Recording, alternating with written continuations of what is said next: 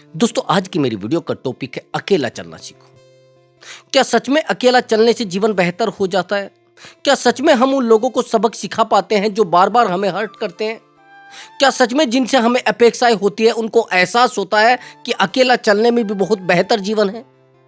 सच में ऐसा हो जाता है? सच मानिए दोस्तों, अगर आप सच में चाहते हैं आप लोगों को सबक सिखा पाए, आप सच में चाहते हैं ऐसे गद्दारों को सबक सिखाया जाए जिन्होंने आपके साथ चीटिंग की है, आपके साथ धोखा किया है, तो अकेला चलने से बेहतर रास्ता कुछ नहीं है। दोस्तों, मेरी आज की वीडियो का टॉपिक है अकेला चलना सीखो।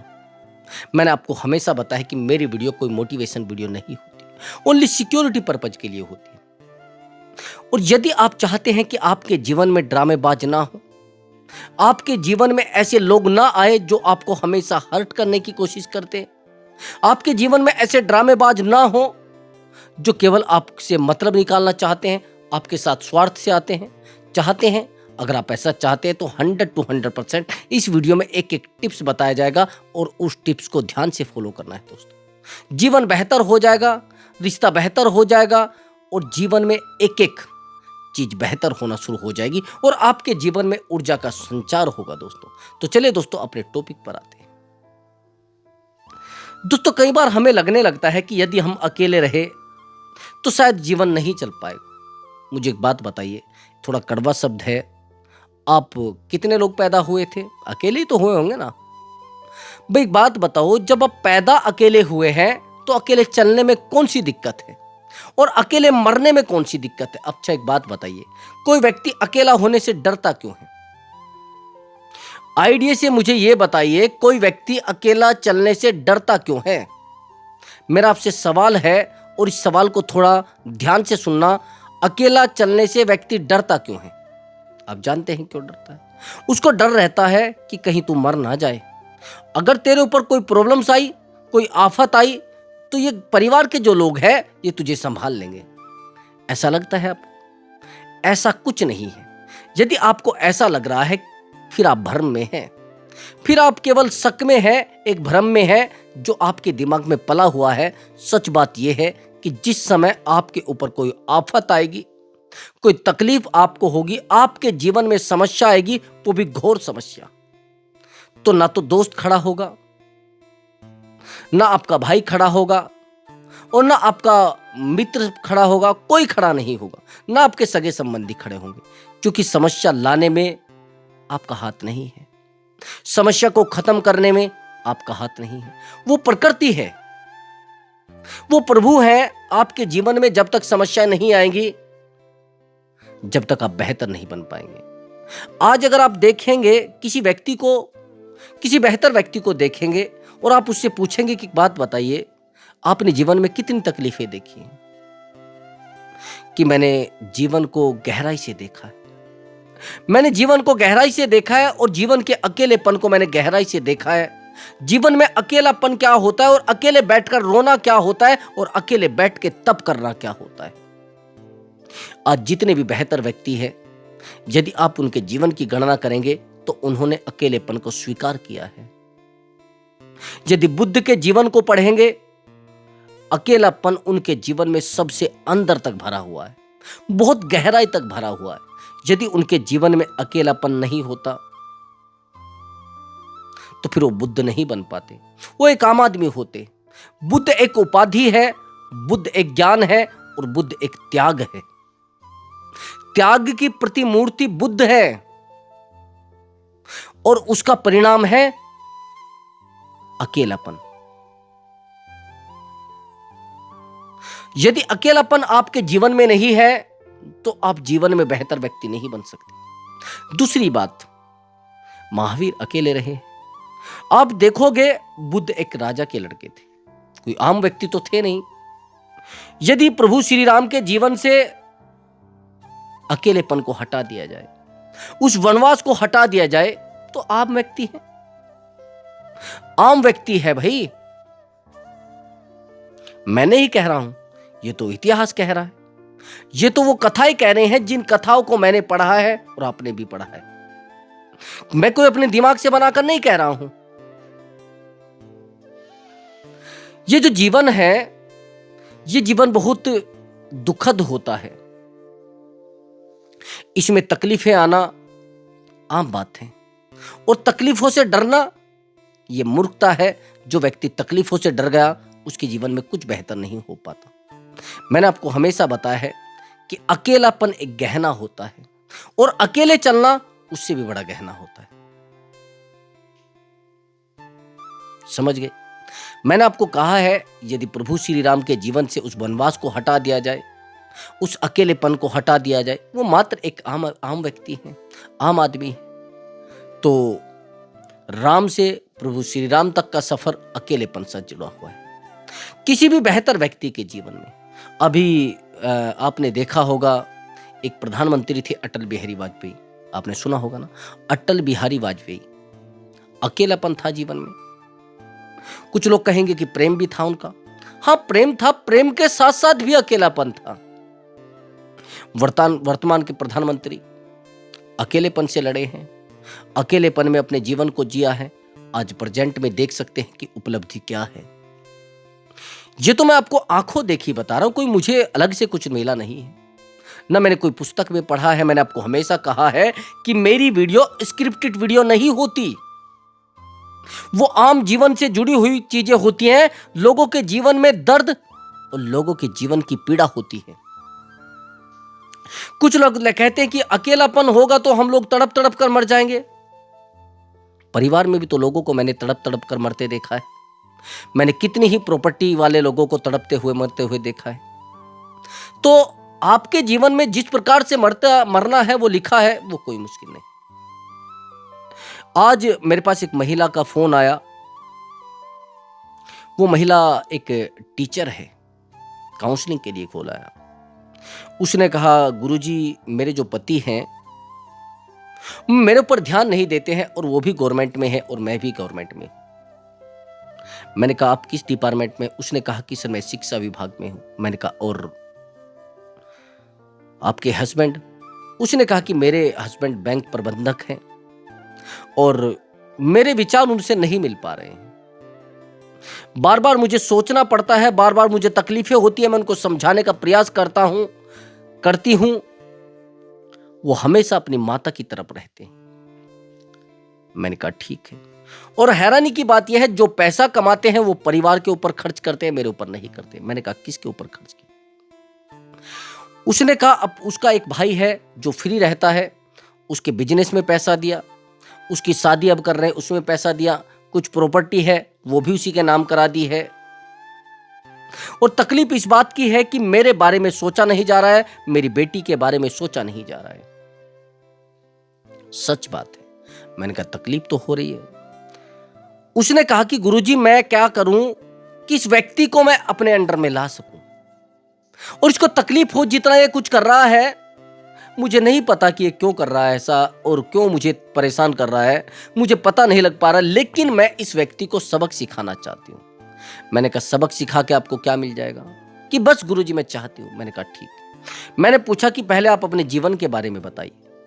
उसने कहा कि सर गुरुजी मेरे जो माता पिता है वो 2012 से पहले ही मर गए थे, मतलब उनकी डेथ हो गई थी। मैंने कहा ठीक है। कितनी बहनें हैं? कि आप उन्होंने बताया कि हम 2 बहनें हैं, 2 भाई हैं। मैंने बहनों को पढ़ाया है। जब मेरे पिताजी की डेथ हुई तो मेरी बहन की आयु वो 10th क्लास में थी, ज़्यादा नहीं थी। मैंने उसको पढ़ाया, अपने भाइयों को पढ़ाया और उनके लिए त्याग भी किया, और 10 साल से कंटिन्यू जितनी नौकरी की है वो सब उनको ही दे दी। मैंने कहा ठीक है। मैंने कहा जो तकलीफें आज आपको हो रही है वो कहां से ज्यादा हो रही? किसी से हो रही है? मेरे हस्बैंड से हो रही है। मैंने कहा ठीक है। अब मैंने कहा कि आपकी जो बहन है जिसको आपने सबसे ज्यादा प्रेम किया है वो कौन से वाली है? कि सर वो है, उसने लव मैरिज की है। मैंने कहा ठीक है, लव मैरिज की है तो। अब जब उसने कहा कि सर उसने लव मैरिज की है और सर मैंने समाज से दूर होकर, समाज से लड़कर, समाज के साथ बहस करके इस अपनी बहन की लव मैरिज कराई थी।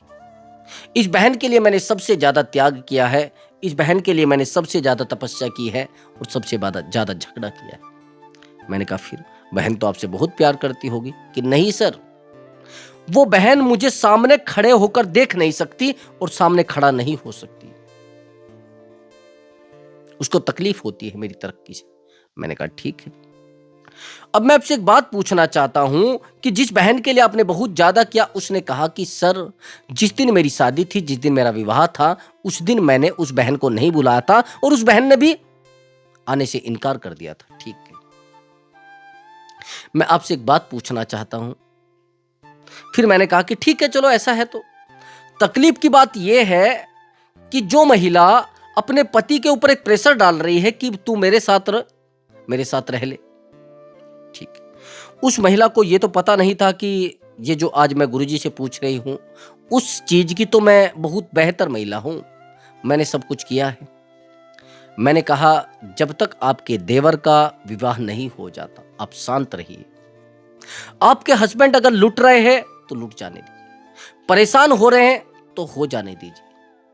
उसने कहा कैसे गुरुजी? मैंने कहा जो ये आज कर रहे हैं ये तो आप 10 साल पहले कर चुके हैं। उसने कहा हाँ गुरुजी। मैंने कहा जिस बहन के लिए आपने बहुत मेहनत की है वो आपसे बात करती है क्या कि नहीं? जिस भाई के लिए आपने रात दिन प्रयास किए वो भाई आपको समझता है क्या? कुछ भी नहीं समझते। मैंने कहा जो आप कर रहे थे वही आपके हस्बैंड कर रहे हैं। जितना जिस व्यक्ति के लिए करोगे उतना ही कष्ट आपको मिलने वाला है। आज जितना प्रेम आपके पति देव आपके देवर से कर रहे हैं उतना ही कष्ट तैयार रहना सहन करने के लिए उनको ये बोल देना। जिस व्यक्ति को हम जितना प्रेम देते हैं वही व्यक्ति उतना ही हमें अंदर तक खोखला करता है, ये गारंटी है।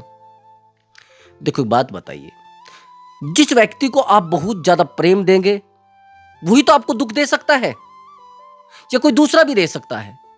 उसी से तो आपको तकलीफ होगी कि उसने मुझसे समय नहीं दिया, उसने मेरे बारे में कुछ सोचा नहीं है, उससे ही तो आपको तकलीफ होगी, किसी दूसरे व्यक्ति से तकलीफ नहीं होगी।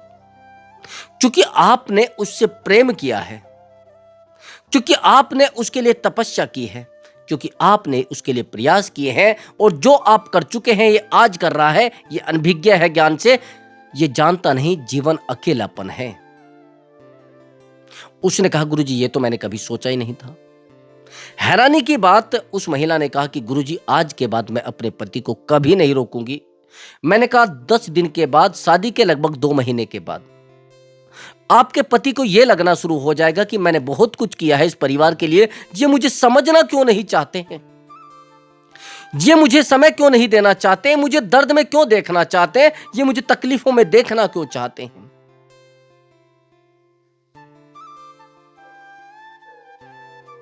ऐसा ही है या और कुछ है?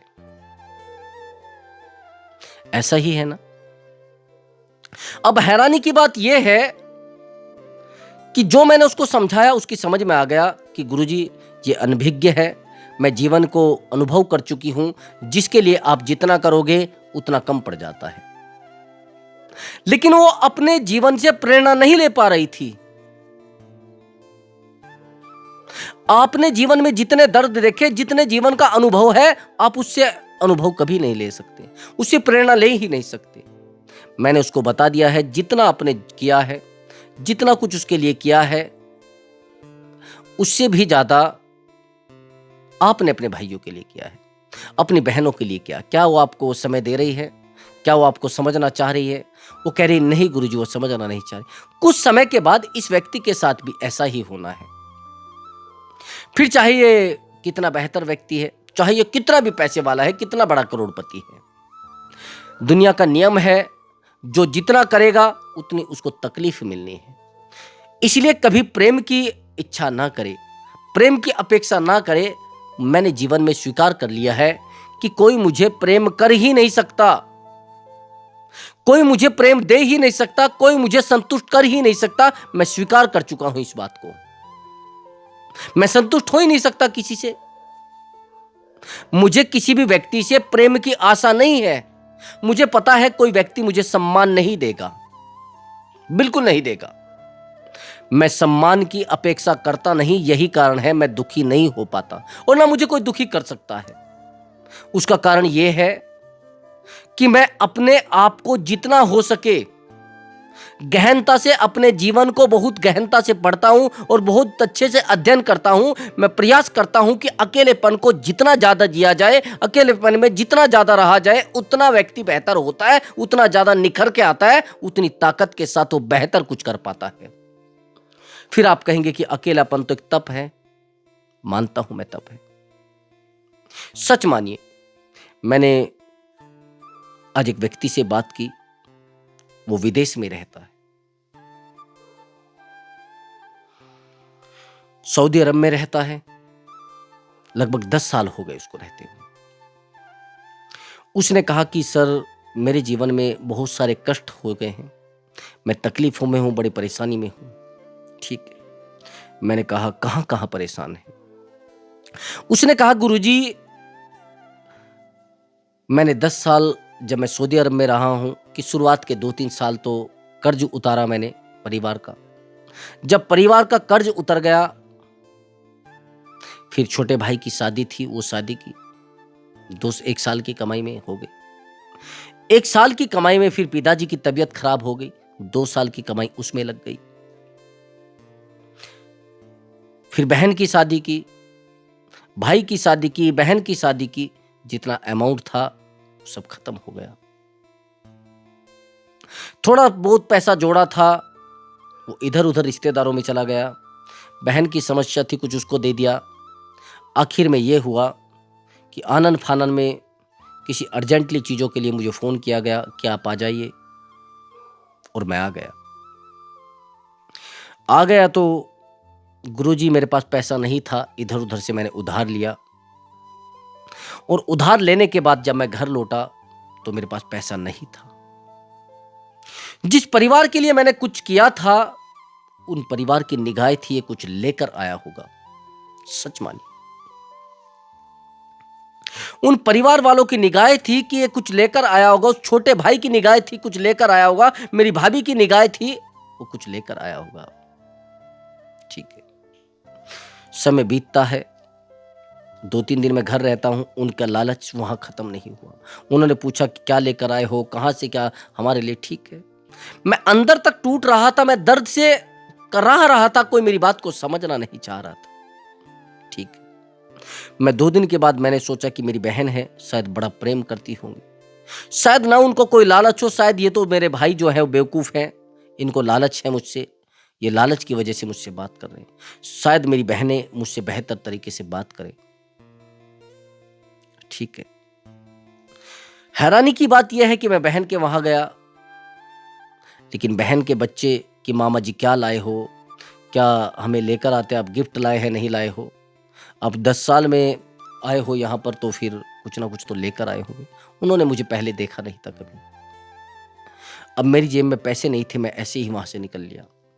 अपनी बहन को देखा, लेकिन बहन के अंदर प्रेम नहीं, एक लालच, एक लालच जिसको कहते हैं कि शायद यहां पर बेहतर चीजें हो गई, ये कुछ हमें देगा। मेरे पास पैसा नहीं था, जितने 150 रुपए जितने भी पड़े थे मैं उन बच्चों को देकर वहां से निकल आया। फिर मैं दूसरी बहन के यहां गया।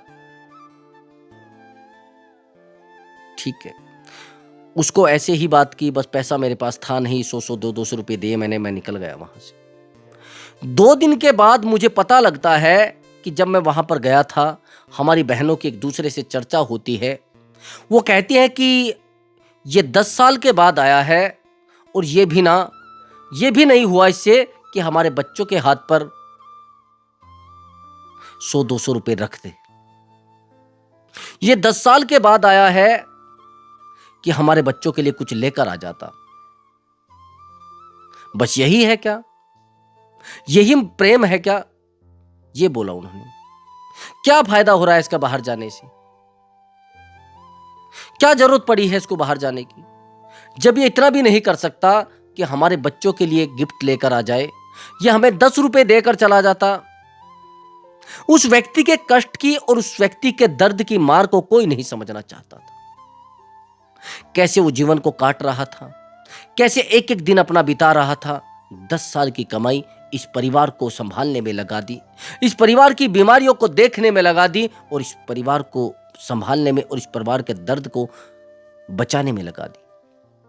ये कोई बहुत दूर की कहानी नहीं है, ये तो कहानी है ही है, मेरे गांव का ही लड़का है ये। किसी से पूछ लेना, किसी से पूछ लेना, अभी भी वो लड़का दोबारा सऊदी अरब चला गया है।